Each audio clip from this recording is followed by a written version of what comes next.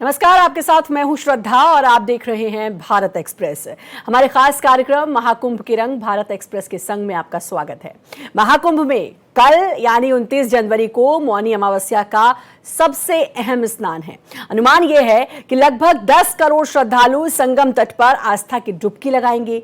देश ही नहीं बल्कि दुनिया भर से बड़ी तादाद में श्रद्धालुओं का प्रयागराज पहुंचने का सिलसिला लगातार जारी है। वहीं मौनी अमावस्या के लिए अखाड़ों ने भी अपनी तैयारी शुरू कर दी है।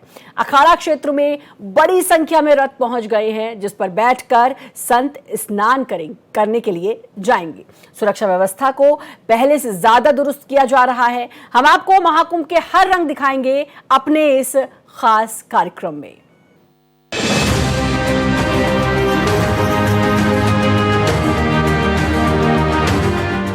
महाकुंभ में अब सबको इंतजार है मौनी अमावस्या का। बड़ी संख्या में श्रद्धालु महाकुंभ मेला क्षेत्र में पहुंचने लगे हैं। अनुमान है कि मौनी अमावस्या पर करीब 10 करोड़ श्रद्धालु स्नान करेंगे। उत्साह इस तरह से है कि कोई भी मौनी अमावस्या पर संगम स्नान का अवसर नहीं छोड़ना चाहता। मौनी अमावस्या की शुरुआत 28 जनवरी से हो रही है, जिसका समापन 29 जनवरी को होगा। सनातन धर्म में उदया तिथि से गणना की जाती है। इस हिसाब से 29 जनवरी को मौनी अमावस्या मनाई जाएगी। मौनी अमावस्या का आरंभ 28 जनवरी को संध्या काल 7:35 से हुआ है और इसका समापन 29 जनवरी को शाम 6:05 पर होगा। साधक 29 जनवरी के दिन सुविधानुसार समय पर स्नान ध्यान कर भगवान शिव की पूजा कर सकते हैं। सनातन धर्म में मौनी अमावस्या का बहुत ज्यादा महत्व है। इससे जुड़ी कई मान्यताएं हैं। मान्यता के मुताबिक मौनी अमावस्या के दिन पितृ धरती पर आते हैं। महाकुंभ में स्नान के साथ पितरों का तर्पण और दान करने से पितृदोष से मुक्ति मिलती है। ग्रहों की स्थिति के अनुसार तय की गई अमृत स्नान की तिथियां अत्यंत शुभ और पुण्यकारी मानी जाती हैं। मौनी अमावस्या पर श्रद्धालु नदियों में स्नान कर पूजा अर्चना करने के बाद दान देते हैं। इसे देखते हुए प्रशासनिक स्तर पर गंडक नदी के डुमरिया, रूपनछाप, जोकहां, बतरदेह घाटों तक जाने वाले रास्ते की साफ सफाई का काम भी पूरा हो गया है। प्रशासनिक स्तर पर नदी घाट पर सुरक्षा का पुख्ता प्रबंध करने का निर्देश दिया गया है। जिला प्रशासन ने सभी संबंधित अंचल पदाधिकारियों को घाट पर 24 घंटे नजर रखने का निर्देश जारी किया है। घाटों पर किसी भी तरह का हादसा न हो, इसके लिए आवश्यक तैयारियों को दुरुस्त करने के लिए कहा गया है। Bureau report, Bharat express. तो हर रंग हम आपको दिखाएंगे महाकुंभ का। कल का दिन बेहद खास है क्योंकि मौनी अमावस्या है और इस शुभ अवसर पर यह उम्मीद जताई जा रही है कि तकरीबन 10 करोड़ से ज्यादा श्रद्धालु पहुंचेंगे और अब सुरक्षा के चाक चौबंद इंतजाम है। और आप ये सोचिए कि लोगों की आस्था कितनी बड़ी है। आज की ही अगर हम बात करें तो सिर्फ 2 घंटे यानी कि शाम 4 बजे से 6 बजे तक तकरीबन 70 लाख से ज्यादा लोगों ने आस्था की डुबकी लगाई है। ये जो तस्वीर आप इस समय देख रहे हैं, इसको देखकर आप अंदाजा लगा सकते हैं कि प्रयागराज की हर गली में इस समय सिर्फ लोगों का हुजूम है। इतनी भीड़ की सिर्फ सिर ही सिर दिखाई दे रहे हैं। तो आप अंदाजा लगाइए कि अब कल के दिन, क्योंकि बहुत बड़ा दिन कल का माना जा रहा है, मौनी अमावस्या है, बहुत खास है। अभी आपने सुना भी, इसकी अपनी एक अलग महत्ता है। इसीलिए कल का दिन बेहद खास और अब देश ही नहीं बल्कि दुनिया भर से श्रद्धालु यहां पहुंच रहे हैं और अब कल यानी कि मौनी अमावस्या पर वो आस्था की डुबकी लगाएंगे। इसके अलावा अब तक तकरीबन 15 करोड़ से ज्यादा लोगों ने आस्था की डुबकी महाकुंभ में लगाई है। हमारे 2 सहयोगी हमारे साथ जुड़ चुके हैं, अजीत प्रताप सिंह और विशाल तलवार हमारे साथ जुड़ चुके हैं। पहले अजीत का रुख करना चाहूंगी। अजीत, आज पूर्व संध्या है, मौनी अमावस्या से पहले की संध्या है, क्या कुछ नजारा है वहां का? क्योंकि यह कहा जा रहा है कि शाम होते होते भीड़ और बढ़नी शुरू हो गई है। देखिए, सुबह से ही हम तस्वीरें भेज रहे हैं श्रद्धा, और पूरा संगम घाट, मैं संगम के त्रिवेणी घाट पे हूँ और आपको मैं दिखाता हूँ तस्वीरों के जरिए कि यहाँ पे आप देखिए कि लोगों का एकदम पूरा हुजूम यहाँ पर सब बैठे हुए हैं और हर तरफ आप देख सकते हैं कि पूरा भीड़ आ गई है। और ये जब स्नान शुरू होगा, हालांकि मौनी अमावस्या अभी से ही शुरू हो गई है, लेकिन जब स्नान शुरू होगा उसका इंतजार कर रहे हैं, यानी ब्रह्म मुहूर्त का। और ब्रह्म मुहूर्त में ये सभी पूरा घाट भरा हुआ है श्रद्धालुओं से, पूरा घाट भरा हुआ है संगम तक। यहाँ से सामने संगम दिखाई दे रहा है और आप देख सकते हैं कि पूरा यहाँ पे लोगों का हुजूम है, पूरे मेला क्षेत्र में लोग खड़े हुए हैं और अपना ये देखिए इंतजार कर रहे हैं कि कब ब्रह्म मुहूर्त शुरू हो, शाही स्नान शुरू हो। सभी 13 अखाड़े स्नान करने के लिए आए और ये लोग भी स्नान करें। और आप देखिए कि किस तरह से महिलाएं ट्रेडिशनल रूप से यहाँ पर रात भर उनका भजन कीर्तन इस तरह से चलता रहता है। और ये कितना सुखद तस्वीर है श्रद्धा, देखिए पूरे संगम का ये नज़ारा है, संगम के त्रिवेणी घाट का। और दूसरी तरफ अगर हम दिखाएं तो दूसरी तरफ भी ये अरैल घाट है, संगम के विपरीत, यानी शहर के बाहर है, अरैल बोला जाता है। वहाँ पर वीआईपीओं का टेंट लगा है और वहाँ तक का नज़ारा देखिए। बीच में अभी नाव से संगम पर जाने पर रोक दिया गया है, लेकिन सुबह ये चालू हो जाएगा और उसके बाद तकरीबन 8 से 10 करोड़ लोग स्नान करने का अनुमान लगाया गया है। और ऐसा लगता है कि जिस तरह से भीड़ आ रही है, क्योंकि पिछले 16 दिनों में लगभग 15 करोड़ से ज़्यादा लोग यहाँ पर स्नान कर चुके हैं श्रद्धालु। और पिछले महाकुंभ में बात करें, 2013 में जो प्रयागराज में आयोजित किया गया था, तो 7 करोड़ लोगों ने पूरे कुंभ के दौरान स्नान किया था। वो उससे दुगने से ज़्यादा लोग स्नान कर चुके हैं। और अभी मुख्य स्नान यानी कल मौनी अमावस्या का होना है और 8 से 10 करोड़ लोग अगर आते हैं, क्योंकि यहाँ पर जिस तरह की भीड़ है श्रद्धा, उसका असर सिर्फ प्रयागराज में ही नहीं बल्कि वाराणसी में, अयोध्या तक सारे श्रद्धालु यहाँ से स्नान करके गए हैं। वहाँ और यूपी बिहार के बॉर्डर में भी लंबे लंबे जाम लगे हुए हैं, तो असर जो है वो बहुत देखा जा रहा है। भीड़ जो है सिर्फ सिर ही सिर दिखाई देंगे कल के लिए, तो ये तक कहा जा रहा है। विशाल भी हमारे साथ लगातार जुड़े हैं। विशाल, मैं आपसे भी बात करना चाहूंगी, जरा आपके आसपास का क्या कुछ नजारा है। आज पूर्व संध्या है, मौनी अमावस्या से की पहली संध्या है, कितनी भीड़ वहां पर, कितना श्रद्धालुओं का हुजूम? श्रद्धा जी, मैं आपको ये बताना चाहूंगा कि कल मुख्य स्नान मौनी अमावस्या का सारे अखाड़े इसका बेताबी से पूरे साल इंतजार करते हैं। अखाड़ों में आज इस स्थान से पहले एक विशेष भोज का आयोजन किया जाता है। सारे साधु संत फूल से बने हुए आभूषण धारण करके सुबह गाजे बाजे घोड़ों के साथ आकर स्नान करते हैं और गंगा माँ का आचमन करते हैं। प्रयागराज में आज एक श्रद्धालुओं का हुजूम सा आ गया है। अभी के आंकड़े अगर देखे जाए तो 15 करोड़ से ऊपर श्रद्धालु यहाँ पर आकर स्नान कर चुके हैं और लगभग हर सड़क, प्रयाग से कनेक्टेड सड़क श्रद्धालुओं से भरी हुई है। और मैं आपको बताना चाहूंगा, देश नहीं पूरे विदेश से भी कई श्रद्धालु आकर अपने सुबह का इंतजार कर रहे हैं और अमृत स्नान करेंगे। मेरे साथ कुछ श्रद्धालु भारत के कई जगह से हैं, मैं उनसे बात करना चाहूंगा। कहाँ से आए आप? महाराष्ट्र, सोलापुर। कब आए? मैं कल आया था। कैसा लगा आपको यहाँ पे? बहुत अच्छा। मैं आपके टीवी चैनल के माध्यम से आपके दर्शकों को ये बताना चाहता हूँ कि ये हमारे आजाद भारतवर्ष का पहला महाकुंभ है। अभी तक की सरकारों ने सिर्फ कुंभ नहीं किया था, सिर्फ कुंभ का आयोजन किया था, लेकिन योगी जी ने आज पहली बार भारतवर्ष में महाकुंभ क्या होता है, मैनेजमेंट क्या होता है, ये सारी दुनिया को दिखा दी है। अगर हमारे घर में 4 मेहमान भी आ जाते ना, तो हमको वो चार लोगों को हम आसानी से उनको मेंटेन नहीं कर सकते, लेकिन आज 10 करोड़, शायद 10-15 करोड़ लोग पब्लिक को, रशिया के बाद पॉपुलेशन के बराबर उन्होंने सबको मेंटेन किया हो, सबको अच्छा किया है। और आप ऐसे ही हम एक होंगे तो सेफ होंगे, ये योगी जी ने दिखा दिया है। बिल्कुल विशाल, तो योगी जी के जो नारे हैं उसकी भी बात हो रही है, एक रहेंगे तो सेफ रहेंगे, जैसा कि कहा, और आपके साथ और भी श्रद्धालु हैं। मैं फिर आपका रुख करूंगी, अजीत आपका भी रुख करूंगी। मेरे साथ स्टूडियो में भी मेहमान जुड़े हुए हैं, मेरे साथ आचार्य मदन जी जुड़े हुए हैं, क्योंकि बहुत जानना जरूरी है, कल का दिन इतना खास है, उसके बारे में जानेंगे और जो महाकुंभ है उसका जो प्रताप है उसके बारे में जानेंगे। आचार्य जी, बहुत बहुत स्वागत है आपका भारत एक्सप्रेस पर। और आप इसे जानना चाहेंगे, कल का दिन इतना खास क्यों? 8 से 10 करोड़ लोग पहुंच रहे हैं प्रयागराज।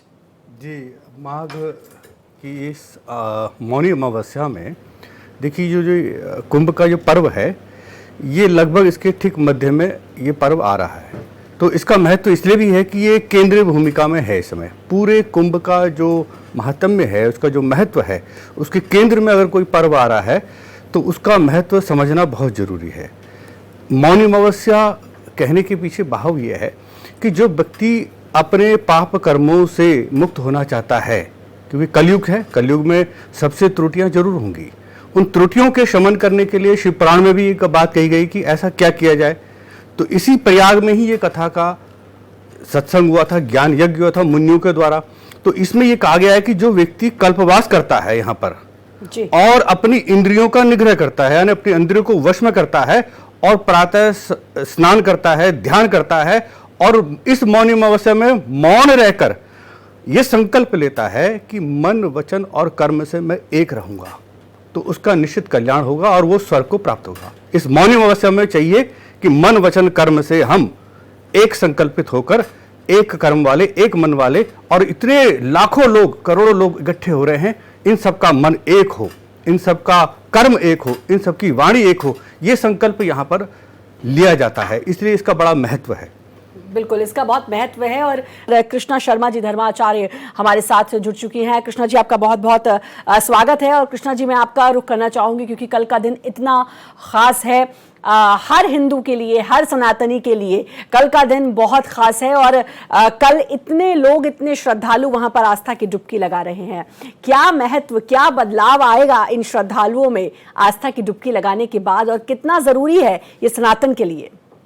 सबसे पहले आपके चैनल के माध्यम से ये बहुत ही अच्छा सा संदेश जा रहा है और सबको घर बैठे महाकुंभ का लाभ भी प्राप्त हो रहा है। मौनी अमावस्या पर बहुत सारे योग ऐसे बन रहे हैं क्योंकि कई, यानी कि सूर्य, चंद्रमा, बुध, ये एक राशि यानी मकर राशि में है और बुध के, सूर्य, चंद्रमा, बुध और जब सारे योग बनाते हैं तो ये अपने आप में बहुत ही उत्तम योग बन जाता है।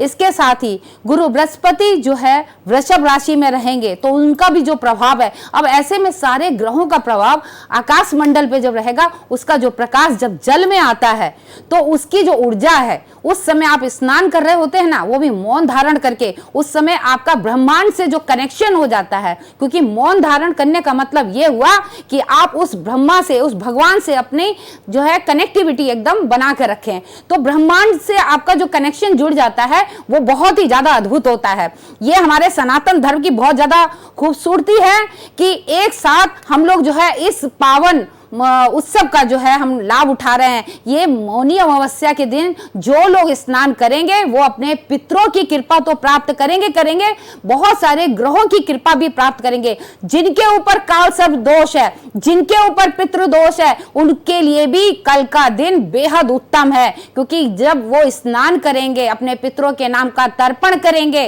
पूजा पाठ करेंगे, यकीनन उनके लिए ये उत्तम हो जाएगा, क्योंकि 144 साल के बाद इस तरीके का योग बना है जो अब जाने कब तक शायद हम लोग जीवित रहे या ना रहे, क्योंकि ऐसा योग बहुत ही कम मिलता है।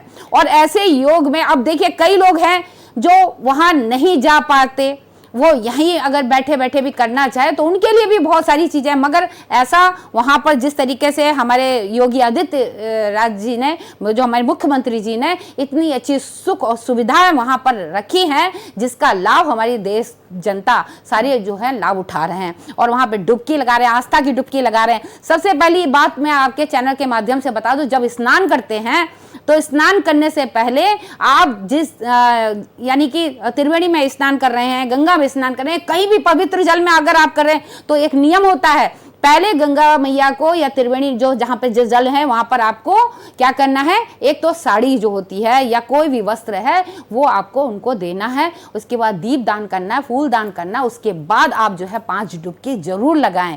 ये डुबकी अपने पितरों के नाम के, घर परिवार के नाम के, अपने लिए, ताकि हमारे जो वंश है वो तर जाए। पितरों का आशीर्वाद प्राप्त हो जाए, ये इस तरीके की कामना करते हुए आप यदि महाकुंभ में मौनी अमावस्या के दिन अगर ऐसा करते हैं, दान पुण्य करते हैं, यकीनन आपको लाभ प्राप्त होता है। बिल्कुल, और 144 साल बाद ये संयोग बना है, और जैसा कि आपने बताया कि ग्रहों के अपने कुछ संयोग होते हैं जिसके बाद ये जो कल का दिन है वो बहुत ही खास होने वाला है, ना सिर्फ आस्था के नजरिए से बल्कि ग्रहों के भी नजरिए से। और बात सनातन की बार बार हो रही है क्योंकि इस बार का जो महाकुंभ है वो बहुत खास है, बहुत विशेष है, और इसीलिए वो सिर्फ देश ही नहीं बल्कि पूरे विदेश में उसका डंका भी, उसका बोलबाला भी है, ये भी देखने को मिल रहा है। अजीत का मैं रुख करना चाहूंगी।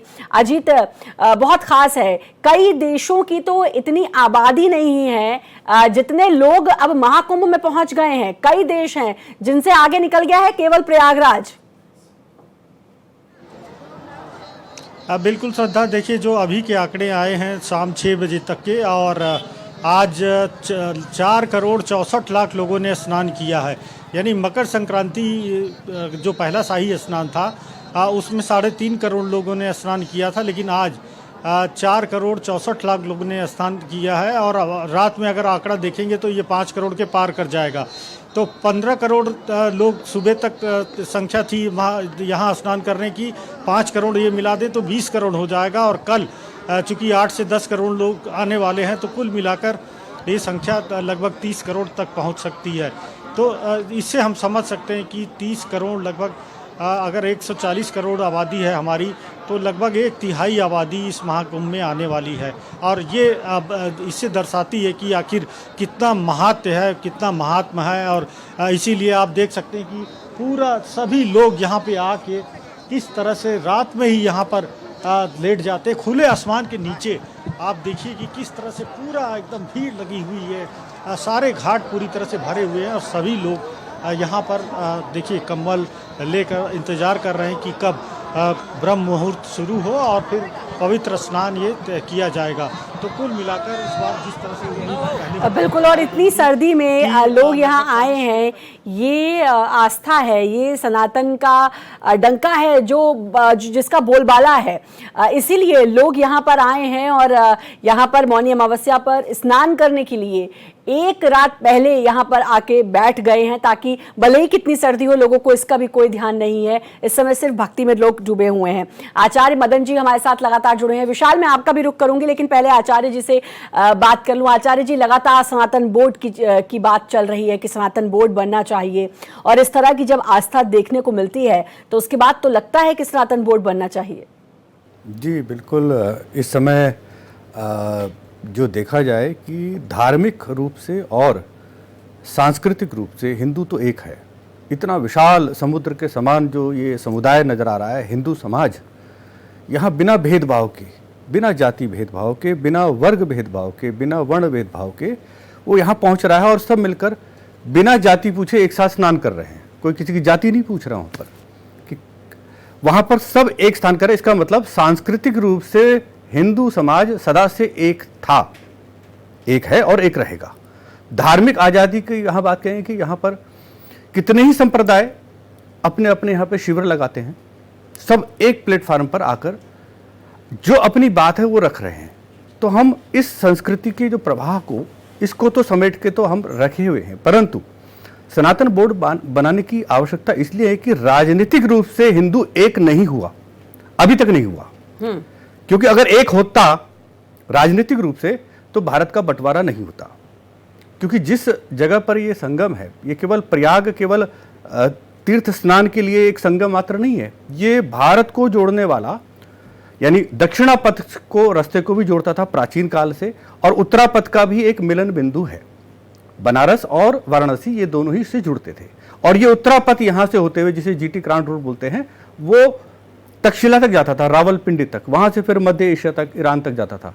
तो व्यापारिक दृष्टि से ये राजमार्ग केवल व्यापारिक नहीं, हमारी सांस्कृतिक और राजनीतिक और धार्मिक तीनों चीजों को जोड़ने वाला, और चौथा कहेंगे आर्थिक रूप से भी जोड़ने वाला ये केंद्र है।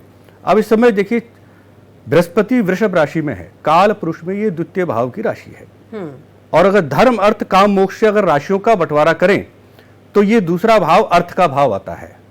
और मकर राशि भी इस समय, धनु राशि धर्म का भाव है तो मकर राशि अर्थ का भाव है।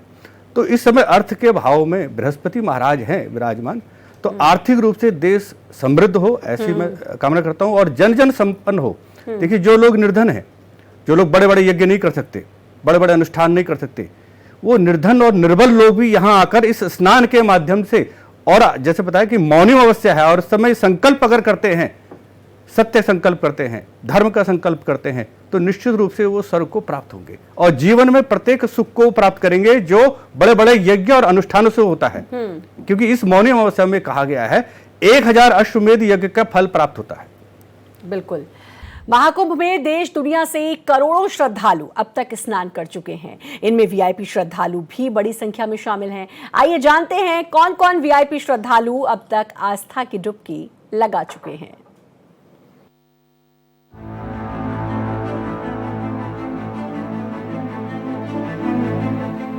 महाकुंभ में करोड़ों श्रद्धालु आस्था की डुबकी लगा चुके हैं और ये संख्या लगातार बढ़ती जा रही है। इनमें बड़ी संख्या में वीआईपी श्रद्धालु भी शामिल हैं, जिनमें तमाम राजनेता, फिल्म अभिनेता और साधु संत शामिल हैं। बड़े नेताओं की बात करें तो केंद्रीय गृह मंत्री अमित शाह भी संगम स्नान कर चुके हैं, जिनके साथ यूपी के मुख्यमंत्री योगी आदित्यनाथ भी संगम स्नान करते दिखे थे। इसके पहले यूपी की तो पूरी कैबिनेट ही संगम स्नान करने पहुंची थी। तब कैबिनेट की मीटिंग भी प्रयागराज में ही हुई थी और उसके बाद मुख्यमंत्री योगी आदित्यनाथ ने पूरी कैबिनेट के साथ गंगा स्नान और सूर्य पूजन में हिस्सा लिया था।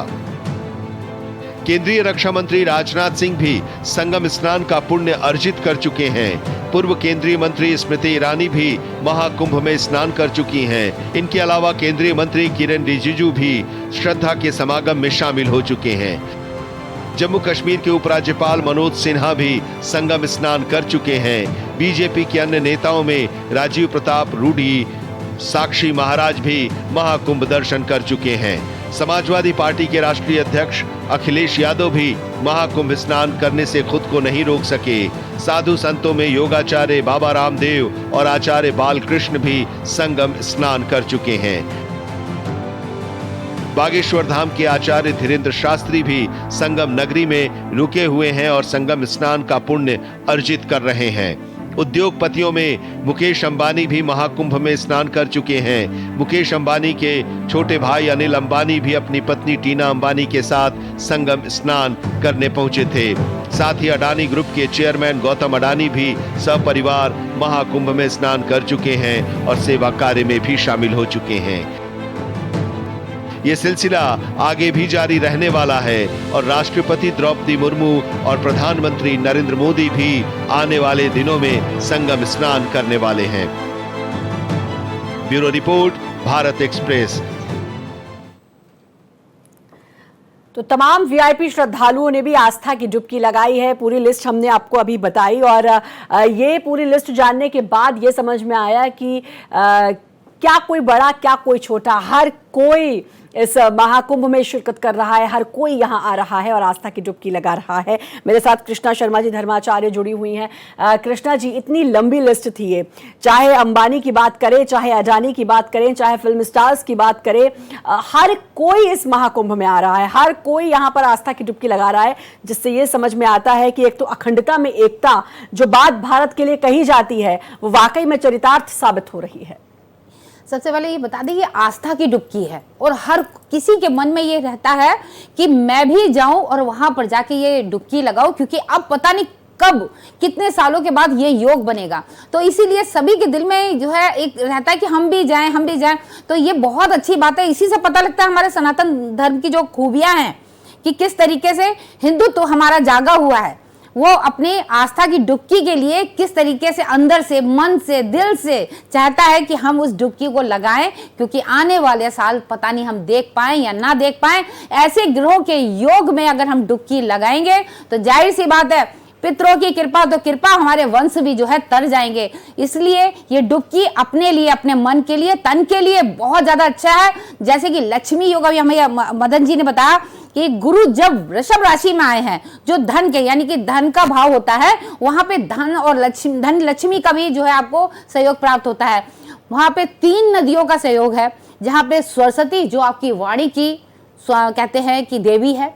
साथ ही अगर माँ यमुना देवी की बात करते हैं जो आपको अकाल मृत्यु से बचाती है, और जो माँ गंगा की बात करते हैं जो आपके पुण्य पाप सारे चीजों के यानी कि पुण्य को तो प्राप्त कराती है, पाप सारे धो देती है। तो वो सारी जो डुबकियां आप अभी लगा लेंगे, बाद में नहीं लगा पाएंगे। तो इसीलिए ये आस्था की डुबकी के लिए चाहे कितना भी बड़ा कोई नेता क्यों ना हो, अभिनेता क्यों ना हो, वो सभी जाना चाहते हैं। और सबसे बड़ी बात खूबसूरती ये दिखती है हमारे भारत के तो भारत के, मगर विदेश से जो लोग आ रहे हैं उनको देख के आंखें खुलनी चाहिए उन लोगों की जो लोग अभी तक ये अलग नासमझ बन के बैठे हुए हैं कि नहीं पता नहीं कब जो है होता रहता है, ये सब होता रहता है। वो उनके लिए ये गलत फहमी है। जब बाहर के विदेशी लोग यहाँ पर आके डुबकी लगाते हैं ना, तो आपको समझ में आना चाहिए कि बाहर के लोगों की आंखें खुल गई हैं, मगर अब हम लोगों की भी आंखें खुलनी चाहिए। इस तरीके का जो हमारे सनातन धर्म का प्रचार हो रहा है, देश विदेश में संदेश जा रहा है। बिल्कुल, ये संदेश जा रहा है देश विदेश में इस महाकुंभ के जरिए, और ये अपने आप में अलौकिक है ये जो महाकुंभ है। विशाल लगातार हमारे साथ जुड़े हुए हैं। विशाल, क्या कुछ तस्वीरें, क्या और भी श्रद्धालु हैं आपके पास जिनसे बात हो पाए? जरा जाने उनकी मन की बात, वो कितने उत्सुक हैं, कितने उत्साहित हैं? जी, मैं एक चीज आपसे और बताना चाहूंगा श्रद्धा जी, क्या अभी आप कुछ देर पहले एक हाई लेवल मीटिंग यहाँ पे ऑर्गेनाइज की गई थी जिसमें सारे वरिष्ठ अधिकारी और शासन से कुछ प्रमुख अधिकारी इसमें शिरकत करी थी और कल के स्नान के ब्लूप्रिंट को डिसाइड किया है। बिल्कुल, तो सुरक्षा की 300 से ज्यादा हेल्थ वर्कर्स, सुरक्षा की व्यवस्था में ड्रोन और एआई से निगरानी की जा रही है।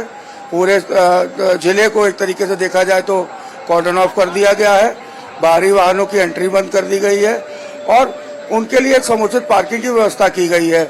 उसी के साथ साथ 200 से अधिक आश्रित बनाए गए हैं जहां पर श्रद्धालुओं को सुविधा दी गई है रहने की, और वहां पर पानी का भी पूरा समुचित व्यवस्था की गई है।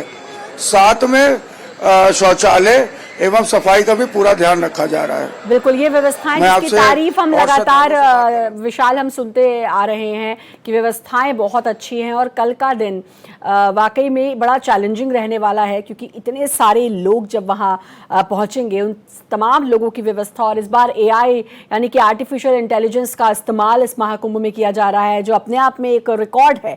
पहली बार ऐसा हो रहा है कि इतने बड़े आयोजन में आर्टिफिशियल इंटेलिजेंस, जिसके जरिए वाकई में बहुत सारी चीजें मैनेज करना बहुत ही सहूलियत भरा हुआ होगा। अजीत, कल की क्या क्या और व्यवस्थाएं हैं, क्योंकि कल बहुत बड़ी संख्या में लोग पहुंच रहे हैं, तो सबको मैनेज करना, सबके लिए सारी सुविधाएं मुहैया कराना, ये बड़ा चैलेंजिंग है। बिल्कुल श्रद्धा, क्योंकि इतनी बड़ी पॉपुलेशन यानी 8 से 10 करोड़ लोग अभी तक पृथ्वी पर एक साथ एक जिले में कभी इकट्ठा नहीं हुए, और आज भी लगभग 4 करोड़ 64 लाख लोगों ने स्नान किया। ये भी सबसे बड़ी संख्या है लोगों की। पिछले बार मुझे याद है 2013 का महाकुंभ था और मौनी अमावस्या के दिन 3 करोड़ लोगों ने स्नान किया था, और इस बार मकर संक्रांति में 3.5 करोड़ लोगों ने स्नान किया। लेकिन आज जो ऑफिशियल डेटा उत्तर प्रदेश सरकार की ओर से जारी किया गया है, उसके मुताबिक शाम 6 बजे तक 4 करोड़ 64 लोगों ने आज स्नान किया है, और निश्चित तौर पर कल अगर 8 से 10 करोड़ की ये संख्या होगी तो समझ लीजिए कि आखिर ये कितना बड़ा धार्मिक आयोजन है। और ऐसा सफल आयोजन पूरे धरती पर अब तक कभी हुआ नहीं है, यानी किसी एक सांस्कृतिक समागम में इतने लोग इकट्ठा कभी नहीं हुए आज तक पूरे मानव जाति के इतिहास में। तो तस्वीरें मैं दिखा भी रहा हूँ, भेज भी रहा हूँ कि आप देख लीजिए कि किस तरह से लोग यहाँ पर इतने पेशेंस है कि शाम को ही आ गए, रात में ही आ गए, और सब इंतजार कर रहे हैं कि कैसे ब्रह्म मुहूर्त शुरू हो और उस ब्रह्म मुहूर्त में वो स्नान करें और अपने पुण्य कमाएं। तो और कितना पेशेंस है लोगों का। और ये सिर्फ मेले क्षेत्र की तस्वीर नहीं है, ये पूरे शहर आसपास के यानी पूरे प्रयागराज के जो है दूसरे इलाकों की भी तस्वीर है। आप हर जगह पाएंगे। बिल्कुल, और प्रयागराज तो इस समय खचाखच भरा हुआ है। ये तो आज की बात है। कल देखिए कि कितनी ज़्यादा संख्या में लोग वहाँ पर पहुँचने वाले हैं और लगातार पहुँच रहे हैं। तमाम रिकॉर्ड जो हैं वो टूट गए हैं। कल देखिए कितनी संख्या में और लोग आते हैं, 8 से 10 करोड़। तो खुद सरकार भी कह रही है इतने लोगों के आने की उम्मीद जताई जा रही है। श्रेय किसको जाता है इतने सफल आयोजन का? मदन जी, अभी जो अजीत से मेरी बात हुई कि इतना सफल आयोजन ये आज तक हुआ नहीं और इतने करोड़ों की तादाद में लोग एक जगह आ रहे हैं, एक शहर में आ रहे हैं, लेकिन फिर भी हर किसी से इतने दिन से लगातार जब बात हो रही है तो लोगों का रिएक्शन यही सुनने को मिल रहा है कि बहुत अच्छी व्यवस्था है। मेरे खुद अपने जानने वाले गए तो उनसे यही पूछा मैंने कि कैसी व्यवस्था है, खास तौर पर इतने बड़े आयोजन में साफ सफाई जो होती है उस तरफ वो ढंग से रह ही नहीं पाती है, लेकिन उस तरफ भी सब कह रहे हैं कि बिल्कुल A1 क्लास फैसिलिटी वहां पर दी गई है। किसको श्रेय जाता है इतने बड़े आयोजन को इतने सफल तरीके से संचालित किया जा रहा है इसका? निश्चित रूप से श्रद्धा जी, इसका श्रेय उत्तर प्रदेश की सरकार को जाता है। माननीय मुख्यमंत्री योगी आदित्यनाथ जो गोरक्ष पीठाधीश्वर है, एक धर्मगुरु भी है, एक धर्माचार्य है और एक बहुत बड़ी नाथ संप्रदाय के सर्वोच्च गुरु होने के नाते ईश्वर ने जो दायित्व उनको दिया उसी का निर्वहन करते हुए वो मुख्यमंत्री पद पर हैं। और उन्हीं के काल में जब देखिए बड़ी कृपा रही है कि राम जन्मभूमि का कोर्ट का फैसला भी उनके मुख्यमंत्री रहते हुए हुआ, हाँ। शिलान्यास हुआ और उनका उद्घाटन भी भव्य रूप में हुआ। और कुंभ का आयोजन 19 का भी जिसे पूर्ण कुंभ कहा गया था, उस जबकि अर्ध कुंभ था, उसका भी आयोजन बहुत ठीक ठाक ही रहा। कुछ त्रुटियां रही, उसके बाद जो ये है ये इसमें सुधार है। तो निश्चित रूप से सरकार अपने इस दायित्व के प्रति बहुत सचेत है। जहाँ तक रही बात की अत्याधुनिक जो ये टेक्नोलॉजी का इस्तेमाल किया जा रहा है ये बहुत सही है, किंतु एक बात जो बहुत विशेष है मैं कहना चाहूँगा आपके चैनल के माध्यम से। देखिए, परंपरा से ये कुंभ का आयोजन होता आया है। जब कोई टेक्नोलॉजी हम यूज़ नहीं करते थे, हमारे अखाड़ों के अंदर ही जैसे आप फोर्सेस लगी हुई है, तो ये ना लगे लोगों को कि हम किसी युद्ध के मैदान में जा रहे हैं, कि ऊपर से ड्रोन उड़ रहे हैं, इधर से पुलिस वाले और सिक्योरिटी हाई, ये सुरक्षा सब कुछ ठीक है, परंतु इसका एक हमारा धार्मिक स्वरूप है। मैं अखाड़ा परिषद के जो अखिल भारतीय अखाड़ा परिषद के अध्यक्ष हैं रविंद्र पुरी जी, उनसे और तमाम पदाधिकारियों से भी ये निवेदन करूंगा कि जो हमारी परंपरागत अखाड़ा है उसको भी आप अपनी मजबूत कीजिए, क्योंकि थानापति आपके अखाड़ों के अंदर होते हैं, थानापति और उनके अपने थाने चलते हैं अखाड़ों के, उनके अपने कोठारी होते हैं, उनके अपने ही नागा सेना होती है जो कुंभ की सारी व्यवस्थाओं को कंट्रोल करती है, नियंत्रण करती है। देखिए, बहुत जरूरी है कि धर्म को स्वतंत्र होना चाहिए, साधुओं को, अखाड़ों को अपनी स्वतंत्र व्यवस्था बनानी चाहिए, इसमें कम से कम सरकार का सहयोग लेना चाहिए। सरकार कर रही है, बहुत अच्छी बात है, मैं प्रशंसा कर रहा हूं, परंतु धर्मों को, धर्म क्षेत्र को, क्योंकि व्यास जी ने से कहा ये धर्म क्षेत्र है, ये राजनीति का क्षेत्र नहीं है, ये सबसे बड़ा धर्म क्षेत्र है और स्वर्ग के जाने का मार्ग है। तो एक हिंदू समाज को स्वयं को अनुशासित होने की जरूरत है और अखाड़ों को फिर से मंथन करने की जरूरत है कि आपसी मतभेद भुलाकर अपनी व्यवस्था को स्वतंत्र रूप से यहां पर बनाए दिखाए कि हम अपने व्यवस्था, न्याय व्यवस्था और अपनी धार्मिक व्यवस्था करने में, धर्म व्यवस्था करने में, ज्ञान यज्ञ करने में, अनुष्ठान करने में हम सक्षम हैं। इसीलिए नागा सेना बनती है। बिल्कुल, तो धर्म जो स्वतंत्रता आप जिसकी बात कर रहे हैं कि धार्मिक स्वतंत्रता हो, इसका ख्याल रखा जाए, पर जो तैयारी, जो सुविधाएं हैं जो सरकार की तरफ से, यूपी सरकार की तरफ से, और मैं हमेशा ये बात कहते आई हूँ जब से कुंभ की शुरुआत हुई और कुंभ की तैयारियां हुई कि सीएम योगी आदित्यनाथ का अपना एक अलग जुड़ाव है, अपना एक अलग लगाव है इस महाकुंभ से, एक भावनात्मक तौर पर वो इससे जुड़े हुए हैं। इसीलिए जब उन्होंने आस्था की डुबकी लगाई थी तो उनका एक अलग रंग भी देखने को मिला था। वो किस तरीके से खुश दिखाई दे रहे थे, क्योंकि धर्म से उनका एक अपना लगाव है, वो बार बार उनकी बातों में भी दिखता है और जब उन्होंने आस्था की डुबकी लगाई तो उस समय भी दिखाई दिया। कृष्णा जी, मेरा आपसे सवाल है, क्योंकि आपने अद्भुत संयोगों की बात करी, आपने राशियों की बात करी, आपने ग्रहों के अनुसार बात करी, कल का जो दिन है बहुत खास है, इस दिन क्या कुछ खास उपाय और किस तरीके से जब जो लोग यहाँ पर आस्था की डुबकी लगाने के लिए गए हैं, कैसे शुरुआत करें, किस तरीके से डुबकी लगाएं, या क्या किस बात का ध्यान, कौन से वो नियम है जिसका ख्याल रखना चाहिए? सबसे पहले तो ये है कि जब आप, जैसे कि मैंने पहले ही बताया था कि जब आप स्नान करने जा रहे हैं, डुबकी लगाने जा रहे हैं, तो सबसे पहले आप उस नदी का सम्मान करना है जिसमें डुबकी लगा रहे हैं। उस पवित्र नदी का स्नान जो है आपने सम्मान करना है। आपने जो चुन्नी है, साड़ी है, वो डालने के बाद, उसके बाद फूल अक्षत वगैरह करने के बाद, उनको तिलक वगैरह जैसे करते हैं, उसके बाद दीप दान करिए। अब उसके बाद आप जो है आस्था की डुबकी लगाइए। सूर्य देव को जल चढ़ाना है। कल शिव योग भी है, भगवान शिव, भगवान विष्णु और साथ ही जो है बहुत सारे महालक्ष्मी का जो योग बना हुआ है, ये बेहद उत्तम है।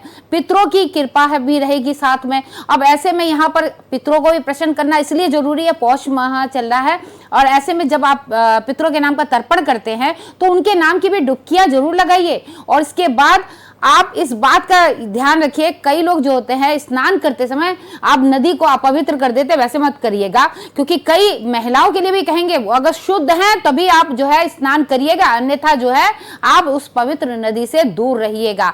और कई ऐसे हैं जो बीमार हैं, वो केवल आचमन ही कर लेंगे, उनके लिए अच्छा रहेगा। जो घर में बैठे हैं उनके लिए काला तिल और गंगा जल डालकर घर में भी स्नान कर सकते हैं। आप आह्वान करिए, जिस तरीके से आप देखते हैं पूजा पाठ करते हैं, जल सभी देवी देवताओं का आह्वान करते हैं, उसी तरीके से आप पवित्र नदियों का आह्वान कीजिए, उसमें आ जाएंगे। आप गर्म वस्त्रों का दान करिएगा, तिल का दान करिएगा, भोजन खिलाइएगा। उसके साथ आप ये यकीनन आपको पता लग जाएगा कि आपके पितृ जब वापस जाते ना, प्रसन्न होकर जो है आपको आशीर्वाद देके जाते हैं। भगवान विष्णु आपके ऊपर अपनी कृपा बना के रखते हैं, क्योंकि लक्ष्मी जी विष्णु जी के अधीन है, तो इसीलिए लक्ष्मी जी की कृपा आपके ऊपर बन जाती है। भगवान शिव जिनको हम कहते हैं आदि, जिनका पता नहीं, अनंत जिनका पता नहीं, वो आपको इस जो है धर्म, जो संसार का जो चक्कर है, इससे आपको मोक्ष प्राप्त कराते हैं। तो इसीलिए जो है इस चीजों का आपको ध्यान रखना है। कई लोग जो है वहीं पे कपड़े धोने बैठ जाते हैं, साबुन लगाने बैठ जाते हैं, इनको भी बिल्कुल ये काम नहीं करना है। कई लोगों का ये रहता है वहीं बाल धो रहे हैं, ये भी नहीं आपको करना है। और वस्त्र पहन कर ही स्नान करिएगा, एक वस्त्र जरूर शरीर पर रखिएगा। कई ऐसे होते हैं कि भाई हल्का सा कपड़ा ऐसा नहीं, वो भी नहीं पहनते कई, तो यहाँ आप गलत कर रहे हैं।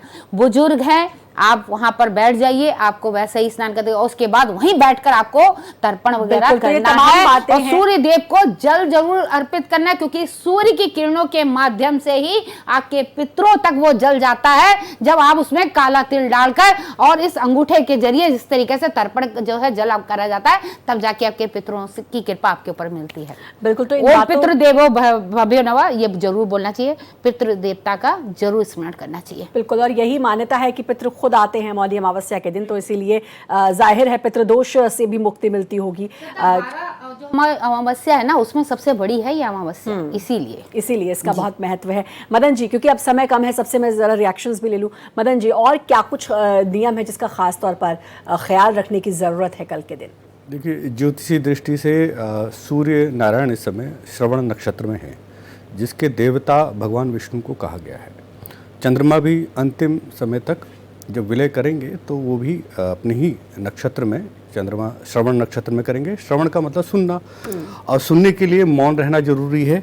और इस मौनी अमावस्या में मौन रहकर अपने कर्तव्य पथ का स्मरण करें, और मन और वचन और कर्म से बिल्कुल एक संकल्पित होकर विचार करें, जिससे आपका जीवन सफल होगा निश्चित रूप से। और देखिए, गंगा जी का अवतरण बाद में हुआ था, पहले यमुना जी बह रही थी। अब इस संगम में गंगा यमुना जब मिल रही है तो यमुना जी गंगा जी पर विलीन होती हैं, यानी यमुना जी अर्घ दे रही हैं अपना स्वयं का गंगा जी को। तो ये बात है कि कोई व्यक्ति छोटा और बड़ा नहीं है, कौन व्यक्ति कितना गुणवान है, कितनी किसकी क्षमता है।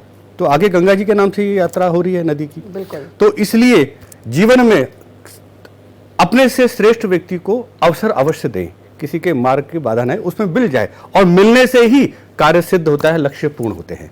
यही कुंभ का संदेश है कि सब मिलकर चलें। बिल्कुल। और वो दिखाई भी देता है, क्योंकि कुंभ में जैसा कि आपने शुरुआत में भी कहा था, चाहे कोई जाति हो, चाहे कोई भी हो, हर कोई आ रहा है और हर कोई एक साथ वहाँ पर आस्था की डुबकी भी लगा रहा है। विशाल, क्या कुछ इंतजाम जरा रेलवे स्टेशन वगैरह के, क्योंकि भारी तादाद में लोग ट्रेन के माध्यम से वहाँ आएंगे, क्या कुछ जानकारी? मैं आपको ये बताना चाहूँगा श्रद्धा जी कि रेलवे स्टेशन में होल्डिंग एरियाज में काफ़ी रेल प्रशासन ने इंतज़ाम किए हैं, एक्स्ट्रा बेड्स लगा दिए हैं, और पॉड्स, वेटिंग पॉड्स बनाए हैं करीब 200 से 300 की तादाद में, जिसमें यात्री आके वहाँ पे आराम कर सकते हैं, फिर श्रद्धा की डुबकी आके संगम में लगा सकते हैं। उसके साथ साथ विशेष ट्रेनें भी चलाई गई हैं और जो 8 स्टेशन है प्रयागराज से के आसपास, उन 8 स्टेशनों से हर ट्रेनों को बाइफरकेट कर दिया गया है। मुंबई की जाने की ट्रेनों के लिए छुकी स्टेशन से, लखनऊ की तरफ जाने से प्रयाग स्टेशन से और दिल्ली की तरफ जाने वाली ट्रेनों को सुबेदारगंज स्टेशन से ट्रांसफर कर दिया गया है तथा बिल्कुल, तो यानी कि हर बात का ख्याल रखा गया है, चाहे वो रेलवे स्टेशन की बात हो, सफाई की व्यवस्था हो, मेडिकल की व्यवस्था हो। और अजीत ने भी वहां की तस्वीरें हमें दिखाई कि किस तरीके से लोग वहां पर पहुंच चुके हैं और खुले आसमान के नीचे बस वो इंतजार कर रहे हैं कि कब ब्रह्म मुहूर्त हो और कब हम आस्था की डुबकी लगाएं। और हमारे साथ स्टूडियो से भी 2 मेहमान जुड़े, आचार्य मदन जी जुड़े, वो उन्होंने तमाम जानकारी हमें दी, तमाम बातें बताई, और कृष्णा शर्मा धर्माचार्य जुड़ी। आप सभी का बहुत बहुत धन्यवाद हमसे जुड़ने के लिए, तमाम जानकारी देने के लिए। और इसी के साथ फिलहाल इस खास पेशकश में इतना ही, लेकिन बाकी खबरों के लिए लगातार बने रहिए भारत एक्सप्रेस के साथ।